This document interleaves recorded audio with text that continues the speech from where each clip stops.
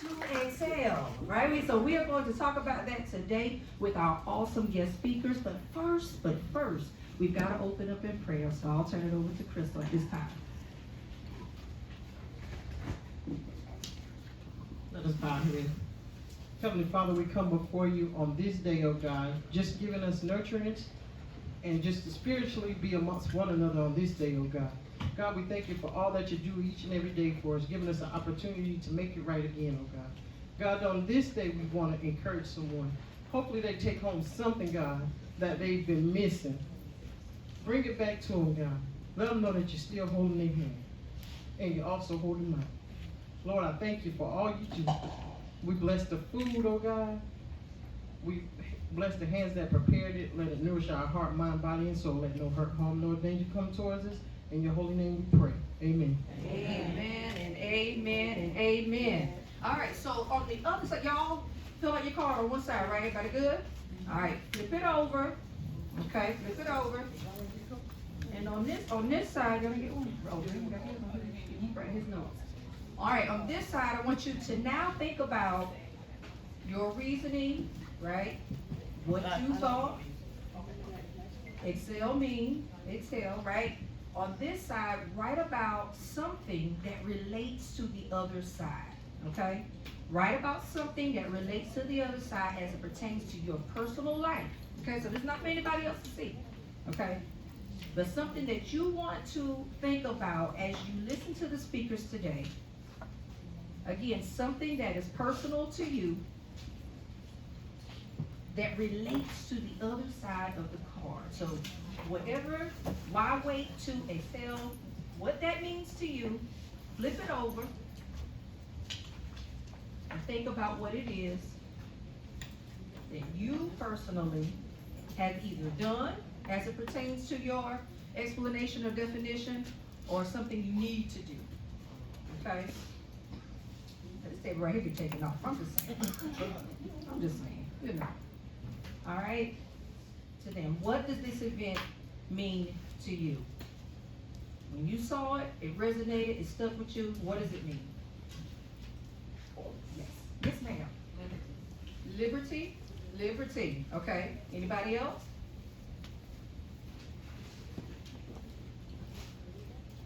Did I get one more?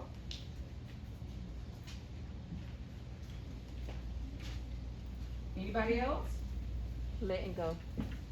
Was it 2 points? Okay, yes, that's mine. That's mine too. She said letting go. Come on! Come on! Hey! Yeah! Come on, someone else! Hey! Oh! You make me happy. Hey! Come on! Yes, you feel bad. Yeah! That's all right. All right. At this time, we'll have a Crystal Black come up and do the purpose and the mission. Thank you everybody for coming. We are the Dope Queens. My name is Tamara Hemingway. I'm the Vice President of Dope Queens, and we started back in 2019. I am Tanya Riggins. I am the president of Dope Queens. Those that don't know me, I'm local. This has been my best friend forever. Even though some people might not know because we don't be around each other like that because she moved away on me. And this is my best friend / my cousin. We're family anyway. But we just wanted to get together and help somebody else or help plenty other people. If we can help one person out with words, then, because we don't have much money, but if we got it and you need it, we'll give it to you. But we just wanted to try to help people out with words. If my problems and the way I handle things will make it better for you, then let me tell you what happened to me. I ain't gonna hold up. It's too long, but here's Crystal. I'm Crystal, I'm Black Candy of the group. I am the event coordinator, / finance, / anything. I do everything with the group. Our Dope Queen stands for developing the opportunity to be present to empower. So we want to empower. That's our duty, is to empower. Because where we might lack, you might pick up. Where you might lack, we might be right there to pick up for you. So our purpose is always to get involved in our community, bring our great people up here to let them tell you their story. That way, if you're going through something and you don't know how to be vocal with it, maybe you can relate. And you walked away knowing, oh man, that really touched me too. I've been going through a lot, but I don't want to get choked up. But I got my time coming. I don't want to get too choked up. But we go out and we get people to come in. We call our awesome vendors. Always trying to build our small businesses up. Always trying to get them out there, get their names out there. It's all about networking. And we as black people sometimes we're our own worst enemy because we're always in competition with each other. I'm not no better than you, and you no better than me. Because at the end of the day, God gonna take us there. He gonna take us there. He gonna lead us. So that's my part as a dope queen. Just a little bit of history. The three of us, we've been friends for a long time. Well, Crystal, I didn't know her, but when I met her, it was like I knew her all my life. But we bonded over a similar situation. All of us was going through the same thing. Heartache is what brought us together, and it bonded us immediately. We're not perfect. When we got together to hang out, we were in a club. We in the club crying, all three of us. And they crying. I was by myself, and they said, "Girl, come on over here." Just crying, and we bonded over that. And all of us had, the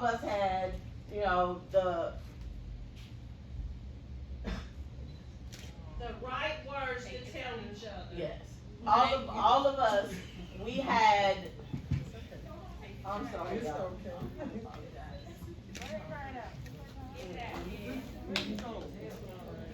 We all wanted to help other people, and so we felt like you never know what the next person is going through.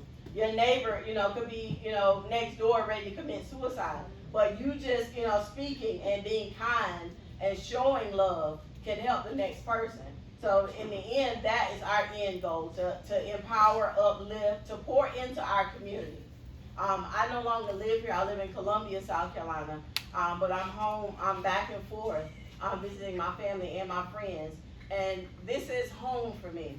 So giving back to my community is something big for me, and these events, when they come together, for me, they're overwhelming. Our last event, Woman to Woman, was Crystal's vision. Why Wait to Exhale was my vision. And the way I came about it was, I was, flipping through the TV and Waiting to Exhale was on. I was like, well, why do we always have to wait? Why do we have to wait and exhale? Who said that we have to wait? Why can't we stand in our stuff in the midst of it? Because God said, yea, do I go through the valley. He didn't say, yea, do I sit there. He said, yea, do I go through. So we're going to go through it. So why not stand in it while you're going through it? A lot of times we think that, we don't want to be vulnerable around other people. But, everybody goes through something. You might not know the next person. Tisa might be going through the same thing I'm going through. And it might not look like what it looked like on me. I might look at her and be like, oh, I love Tisa. I genuinely love Tisa. Every time I see her, I gotta comment something. And at one point I didn't know she was going through the same thing I was going through. But just her strength and her endurance gave me the ability and the will and the power to fight and to keep going. And that's what we want to do for all of our people in the community, all of our family, all of our friends. That's what you guys are, our family and our friends. And I thank y'all for coming. All right, let's move on. Now we've got Mr. Brandon Crawford. Let me see. Now he wrote a book. And y'all know this on dark paper. And we under this nice little lighting in here. I'm gonna do my best now. Look at here. All right. Look at here now. You showing up, Brandon. Now a father, a new pop. Does that mean you're a grandfather? All right, talk to me now. I wasn't sure. All right. Congratulations. And an entrepreneur. Brandon is 39 years old of age, born and raised in Long, South Carolina. He is currently living his best life in Charlotte, North Carolina. His love for entertaining shines through his decorating abilities and passion for cooking good food. Brandon loves to laugh and promote good vibes with anyone he comes in contact with. On his downtime, he finds enjoyment in watching the news. Can y'all believe that? And sipping on an adult beverage in his robe. We can believe that.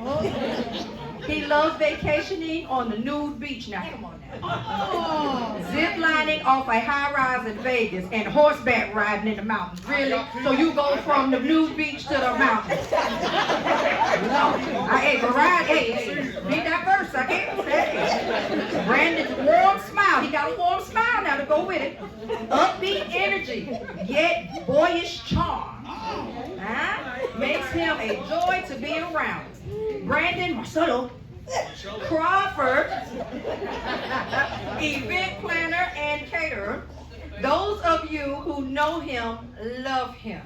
And those of you that who don't, book him anyway. I introduce to some of you and reintroduce to most of you Mr. Brandon Crawford. All right, y'all give it up for our MC, Miss Ivy Ingram. And for the Dope Queens for putting this all together. When I tell y'all, y'all are so dope. Like, so dope. Like, I almost cried. But I'm old. Let's give it up for this panel full of dope people doing dope things, and you'll hear about them as they go along. For me, this is funny because the first time I heard about this, we were standing right there. And she said, I'm doing one in March. Do you want to be on the panel? Anybody know me? Yes, I want to be here. Yes, I want to be seen. But then I said, but are you ready? She was like, oh, I think they're ready. I was like, no, because if I get up there, I got to be me. I got to be real. I got to be authentic. And I don't think some of y'all ready for my story. So I'm just going to give y'all a summary of it, and y'all can buy the book by the end of the year. But anyway, I come from this little small town. Some of y'all know it, right down the street. Where you grow up, men are going to be men. You know, they working on cars, playing football. They tough. They all of that. The women, they work and take care of kids. That's just what we do. And I grew up kind of different.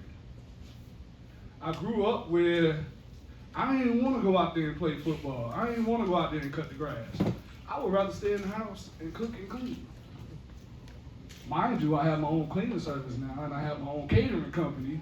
But that's just not what it was supposed to be like. My brothers, they was all tough. They was doing tough guy things. You know what I'm saying? I didn't want to do them. I was different. My mom would say, it's okay, baby, you special. Mom was supposed to say that, right? But let me tell y'all something. Margie Ford was correct. I am special. And let me tell you why. I wrote down some things on. That's all I got right here. I ain't got nothing else, so everything else is just going to come. They told me I had 20 minutes, but I'm only going to give y'all 7. Y'all look out for the light between the So why we're here because it's called Why Wait to Excel. I wrote down 3 key points: acceptance, validation, confidence, selfish. Then I got a slash because all that's gonna equal growth. When we exhale, what do? We expand, right? So once we expand, what are we doing? So if we are growing every time that we exhale, it's not one time that we should be exhaling. We should be exhaling all the time. So when you go through that obstacle, what you do? When you go through that stuff that you thought you couldn't get out of and ain't nobody got you through it but God, what do? When you want to start that business and people tell you you can't do it because you ain't good enough, you ain't like this person over there, what do? You exhale and you get that business and you get your name on the shirt and you exhale, right? Boom, because you grow about it. But anyway, so my story really is about me. I grew up in a place where I won't say I wasn't comfortable. I was comfortable in my skin. I always been comfortable in my skin. I think trying to find validation from people around me made me uncomfortable. And I went through all of my years trying to prove to everybody else I was somebody that I really was not. Mind you, all along I was being authentic, but I wasn't being 100. You my friend, you my friend, you my friend, and I couldn't even tell you my deepest, darkest secret because guess what? We grew up in a place where that wasn't acceptable. You know, we got mamas teaching their kids, if you grow up like this, I'm going to disown you. If you grow up like this, I ain't having nothing to do with you. So you in the house and you hear it all the time. So you conform. So then when you go to church on Sunday morning, where you trying to get the word, where you trying to release all of that, what's the preacher telling you? You're going to hell. So if you're going to be disowned and you're going to hell, what kind of life is that for a child? I think my goal here is to say, you know, words can hurt. Words can shape people to be people who they really don't want to be. And I had to grow up fast. I had to grow up, and I had to accept myself. So let me go fast forward. She said start with high school. Nobody didn't know you before then. High school, I was cool. I don't know if I was like star playing football, cool, or whatever, but I was cool. Like I was cool. And people still, I think they knew who I was before I knew who I was. They knew who I was before I was comfortable with being who I was. And so with that being said, going to my adult life, I had an all-white part. Some of y'all was dead. I was on a high forever. When I say forever, forever, because people came out. Everybody came out. If anybody was there, they saw this person come out. They saw my friends from Atlanta come out. They saw my family come out. I mean, I'm talking to my best friends, to people I ain't know, to my mama. They in my party. A party is what? A birthday celebration. It's to celebrate the person of the hour. I was the person of the hour. And people came out and they celebrated me. And they had the dopest time ever. And somebody said, this must be your coming out party. The room was just like that. They was like, what? I had no choice but to say, you know what? People support me. People love me. And if I love myself enough to say, you know what, B, this is who you are. They didn't create you. God created you. I know we've been taught some things. I ain't here to go over all that. But God created me to be who he wanted me to be. If you question that, then you question his own existence, right?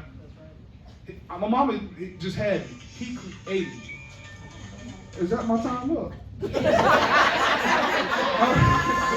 right, so I'm going to close it out. So with that being said, is that white party gave me the confidence. It gave me the confidence to be who I am. It gave me the confidence to excel. It gave me the confidence to soar. And with that being said, I started doing things that people said I couldn't do. I started doing things that people said I shouldn't do. I started just being my own person and not needing validation from people. That's right. You know, we care about what people think. We do. You should care about what people think. But if I care about what you think so much that it stops me from doing what I want to do, my existence is just non-existent.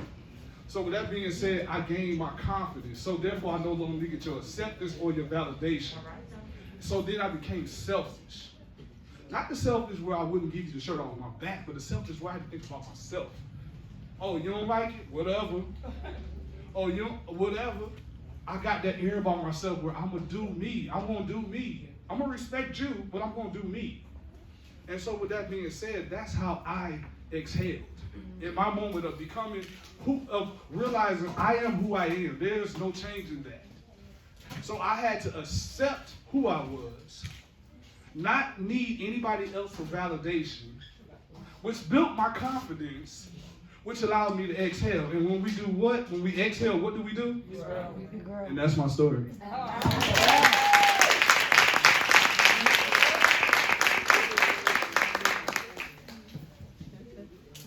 Did he drop the mic on us? Yes, he did. He could have passed it to me. He didn't pass it the time. No, he ended that on a good note. Yeah, like he had made a point. Did he make a point? Yes. Yes, he did, right? Felicia, hey, plus size model, blogger, podcaster, and influencer. Because she be up here trying to influence me. Tisa Edge is a woman, I want everybody to like, is a woman on a mission of influencing others to live their best life. Although she wears many hats, her claim to fame is being the host that does the most. Attend one event hosted by Tisa and you will be changed forever. A natural crowd motivator, Tisa Edge absolutely loves entertaining and motivating diverse crowds. In addition to being an in-demand hostess, Tisha has over 15 years of working as a mental health specialist. She specializes in issuing raw, unfiltered advice and doers, filled with tangible resources though, to her clients as well as family and friends. Tisha Edge is internationally known, booked and busy, flown and shown all around the world. Y'all better get with her. Y'all can't keep up with Tisha. She is a woman on fire. Yeah, and ready to ignite you.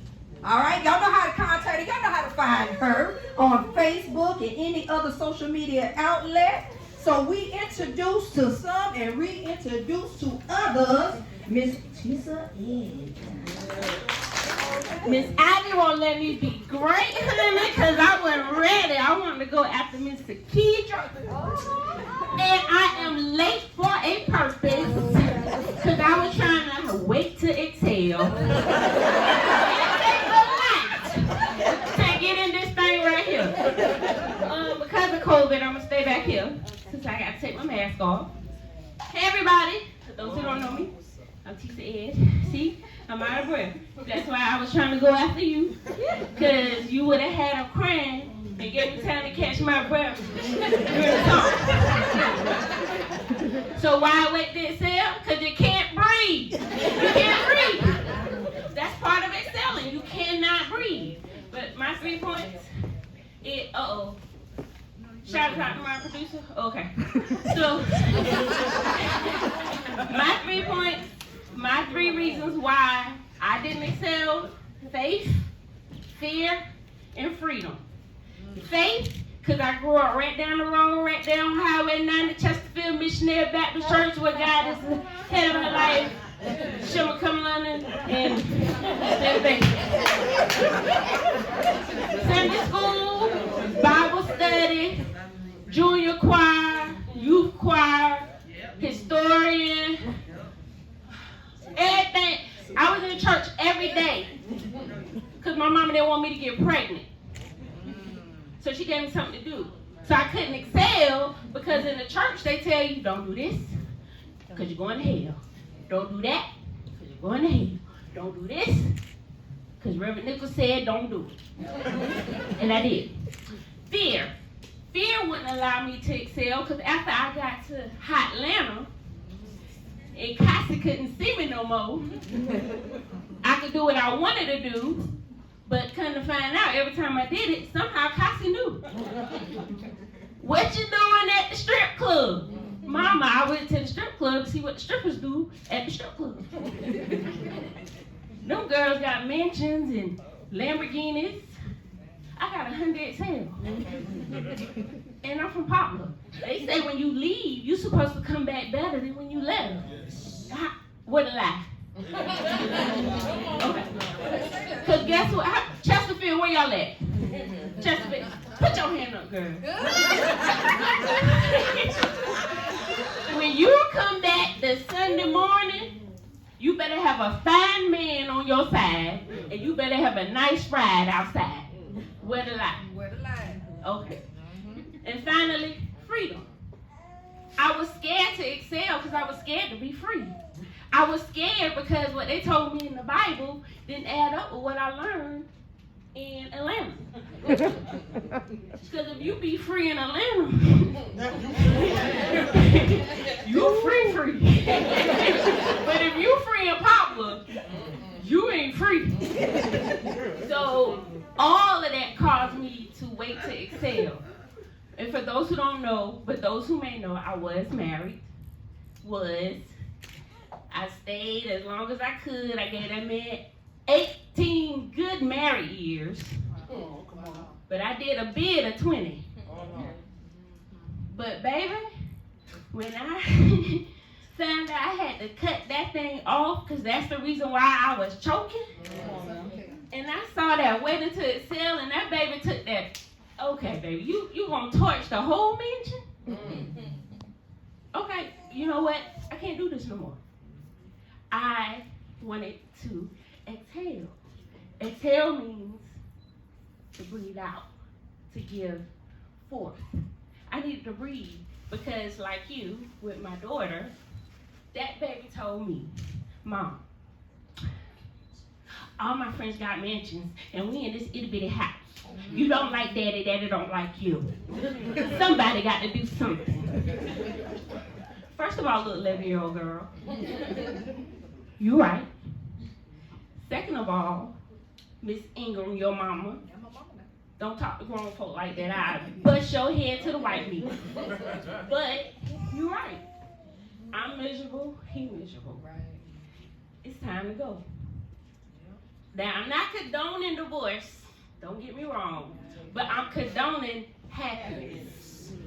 I'm condoning exhale. I'm condoning be who you are no matter what. Because at the end of the day, I'll drink to that. God bless y'all. Meet me everywhere. Thank you. All right, what do we take away from that? She's fabulous. What's a boss? Fierce and fabulous, right? Yeah, self-confidence. Yeah. And Tam, you talked earlier about how she was aspiring. Exactly. Yeah. And just exuding that strength and her ability to rise above it all. Any other takeaways? I can relate on the marriage part. I've been with my husband for 14 years. We only was married for 3 years. It was just a part where I had to release because I couldn't accept as a woman a man who wanted to do other extracurricular things and not be in a dwelling with children. So we did split up, and my husband was gone for about 3 years now, and he passed away a few weeks ago, but I was still married to him. I never left his side. I never ever gave him a bad word. I always wanted the best for him, and I held his hand, and it was up to him whether he took those jewels that I gave to him to make his life better. So he 43 years old, he had a brain aneurysm and it ruptured. He probably didn't even know. So it's very important for men to get checked up on and see about yourself and see what's going on with yourself. So I just want to let y'all know about that. It's all about your happiness. And I fell out of love. I was so in love. He could tell me the sky was purple yesterday, and I would believe him. That's how in love I was. I was infatuated with him. But after I stopped and I kept going through, I was like, that's it. So you know, it's all about life lessons. It's all about learning lessons. I could tell you many stories, and you'll be like, you are so young to be went through so much. But it's God put me in that storm for me to grow from it. He brought the sunshine to me, you know. So I just want you to be mindful. Think about your happiness within. Yes. Don't be in a situation because it looked good, and when we get in public, it ain't what it is. You know, we out here for show, but behind closed doors, it's a hell raising. It's hell raising. Nobody knows what goes on behind your door when it closes. Only you know about it. We always on the outside looking in at other people. But you can only account for what you got going on in your life. Not my life and not your neighbor's life, you know. Only your life. You can contest to that. Breathe, baby. Breathe. Thank you. That's that exhale. That's that exhale. That's what I heard in that. Right? All right. Let's move on. We have here with us Mr. Paul Green, who is a professional truck driver. He's also the CEO. Y'all know what that means. Y'all go ahead and look that acronym up now, because it's a big one, right? CEO of Green and Son Affordable Lawn Care Services. Talking about legacy, right? His goal is to be a motivational speaker and inspire others. Quick fact he has here: God has given me the gift of laughter and the ability to share the trials and tribulations God has brought me through. Let's give it up for Mr.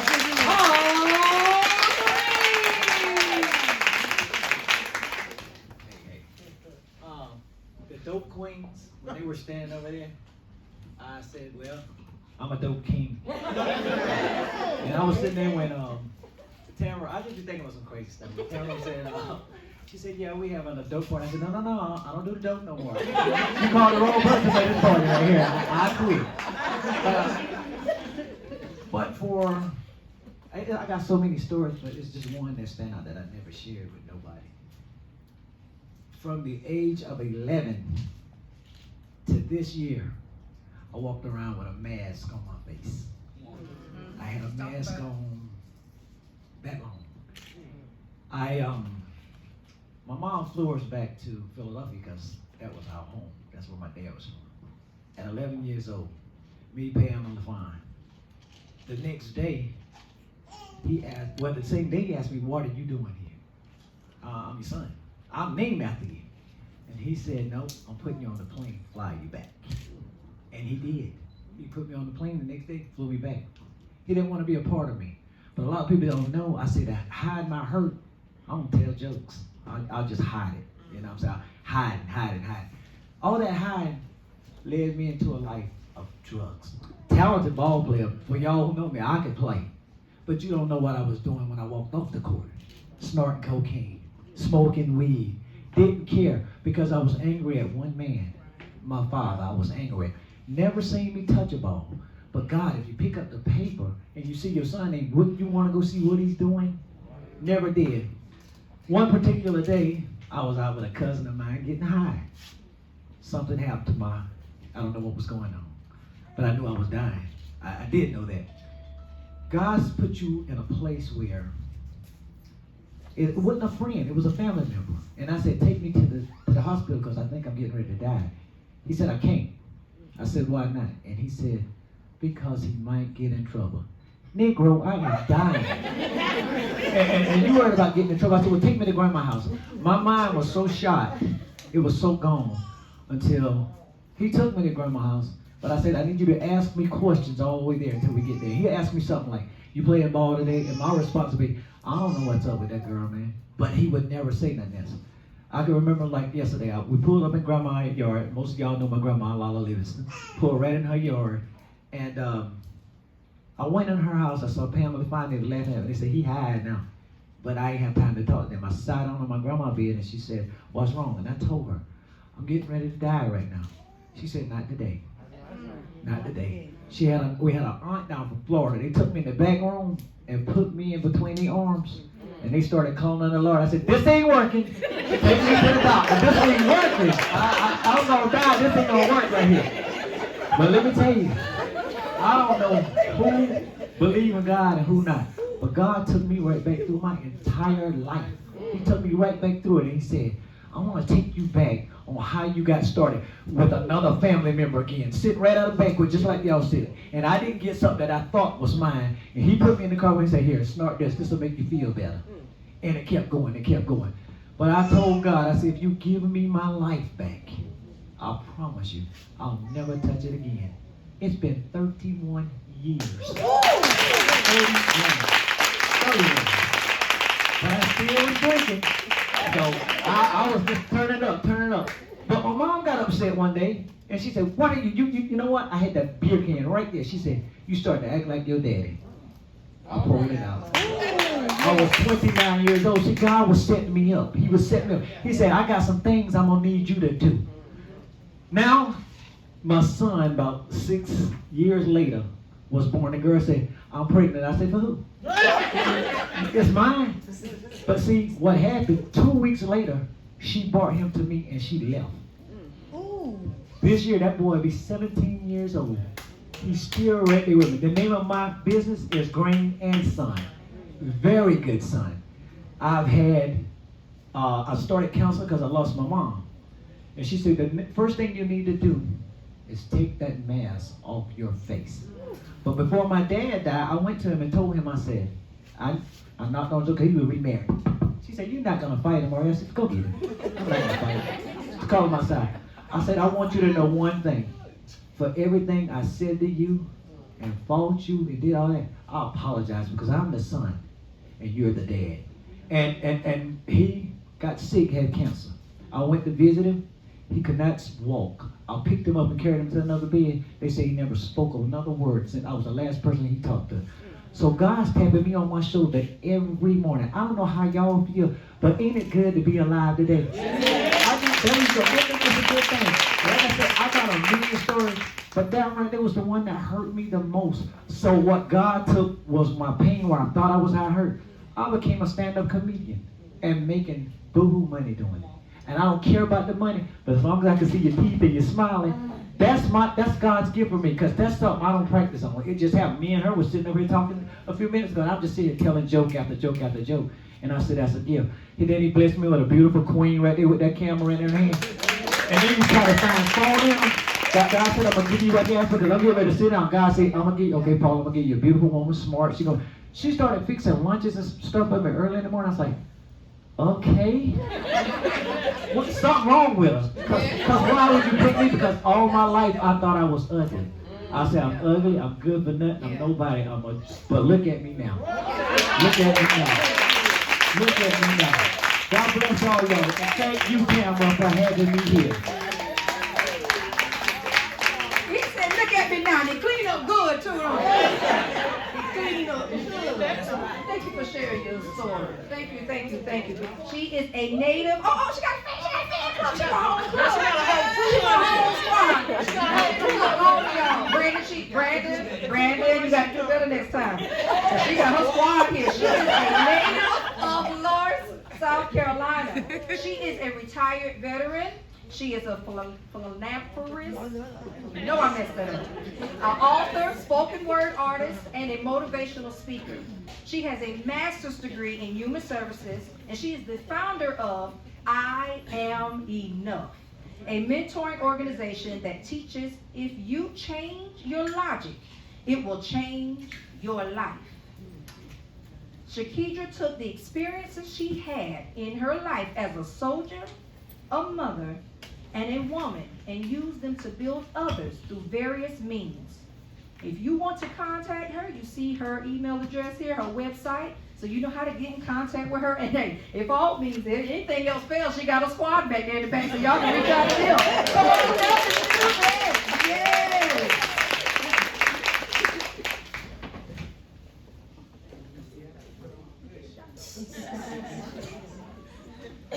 How y'all doing today? Thank y'all for having me.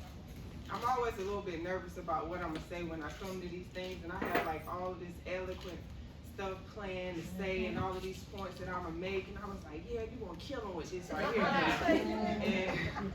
and then the day of the event will come, and it'll be like, nah, sis, that ain't it. So 3 points that I'll leave you guys with is, one, you're gonna deal with it or you'll die with it. 2, you can be pitiful or powerful, but you can't be both. And 3, put your mask on first, sis. If you heard my story before, I tell you about how I didn't start cursing until I was like 36 years old. And I had went through some stuff with a man, and it was so crazy that the only way I could describe it was with curse words. I wouldn't even repeat a curse word that somebody said. I was like, and she said B this and A this, but I could only explain it with curse words. It like hurt that much. And one day I was walking through the house and had my gospel on, because I was like, God, you gotta fix this, right? And all day I was like, this ain't what I asked you for. I asked you for forever. Come on now. You told me to pray for this man. You told me to fast for this man. This ain't what I asked you for. I asked you for forever. And how am I supposed to go on when what was supposed to be forever ends? All day that was my question, y'all. I was supposed to be cleaning up, y'all, but I was throwing stuff, pulling stuff out the closet. Then I had to clean it up again. But the one thing I heard was just keep breathing. That's how you get through it, one breath at a time. You just have to keep breathing. And all that day, I just felt myself exhaling really, really hard. And I kept saying, what's going on with me? What's wrong?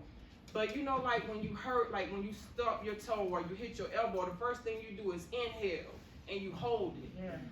I was hurting so bad that I was literally forgetting to breathe. I was just holding my breath, and my body was just forcing the air out of me every so often. So recently somebody asked me, how can you love again after so much? And I've been asked that question a lot of times, and I didn't really know the answer. And it changed sometimes too. But now the answer is, I can love now because I first love myself. And because I love myself first, I understand that that comes with the responsibility. So when whatever I'm loving is not loving me in the way that I'm supposed to be loved, because I first love myself, I have to remove myself from that situation. That's right. So first love yourself, put your mask on first, and deal with it or die with it. And I'm a poet, so it wouldn't be right if I didn't give y'all a poem before I leave, you know, a little something. They told me that if it didn't kill me, it would make me stronger. Well, it didn't.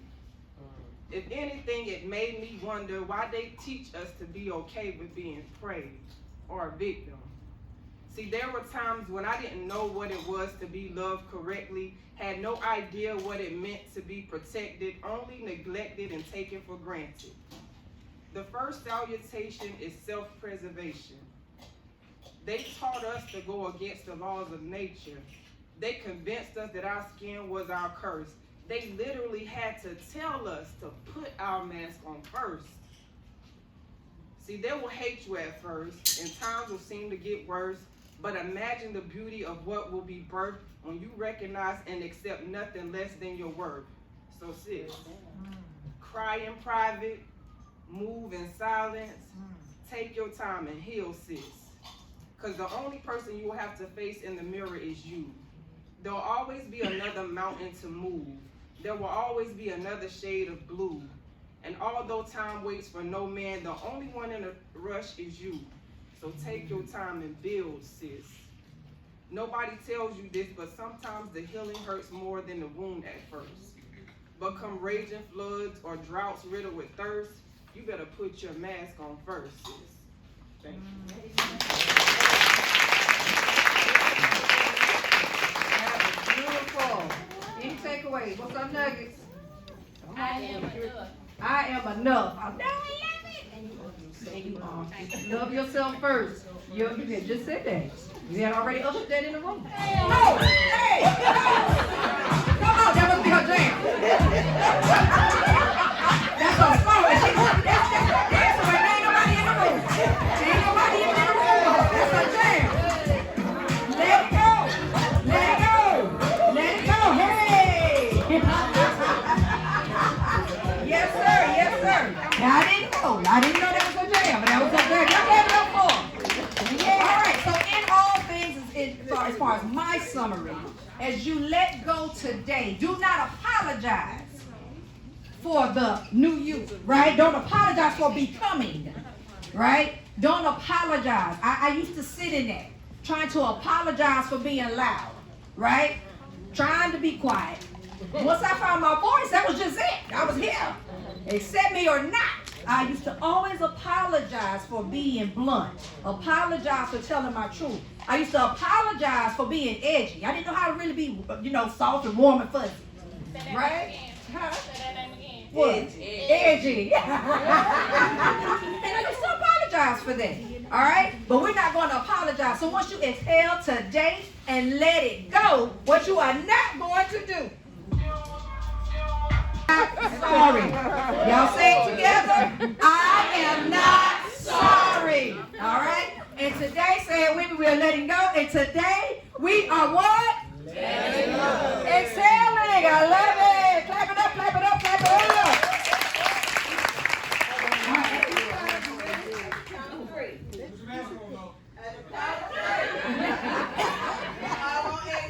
Yes, I love it. I love it. All right, y'all ready? Y'all got the instructions? Now exhale and don't blow on nobody. Keep it right here. All right, we so this. Try to keep it right here. Keep it in your mask. Now, if you Didn't bring a little piece of gum after you ate. I don't have to do with that. All right, that we are not holding Dope Queens accountable for that, okay? So y'all ready? All right, on the count of 3, we're gonna take a big, deep breath, okay? Let it out. 1, 2, 3. Woo. Oh, yeah. Good job, everyone.